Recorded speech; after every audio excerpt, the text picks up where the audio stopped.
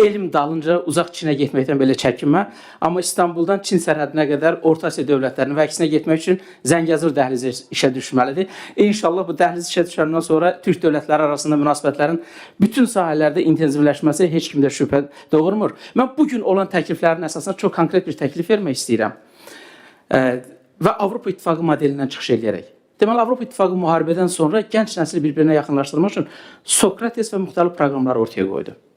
Bizdə də o təqaüdlə bağlı, mübadilə ilə bağlı təkliflər oldu. Gəlin bir ümumi təklif verək ki, Dədə Qorqud proqramı olsun və yaxud Manas. Bir ümumat ki, bizi birləşdirir və bütün universitetlərdə ixtisasından asılı olmayaraq ən azı bir semestr Türk dövlətlərinin birində təhsil alsın. Necə ki, Avropa İttifaqı modeli təklif edib. Çünki bugünkü sorğu nəticələr ürək açılan olmasa da reallıq bizi silkələyir. Dil birliyi, doğmalıq var, amma bir-birimizi tanımırıq. Tanımaq üçün də yol təhsildən gedir, mübadilədən gedir. O mübadilə üçün də və bunu biz necə təklif eləyək? Təklif ondan ibarətdir ki, bu il Türk dövlətlərinin 2 sammit olacaq. Biri qeyri-formal sammit Macaristanda, biri Azərbaycanda olacaq.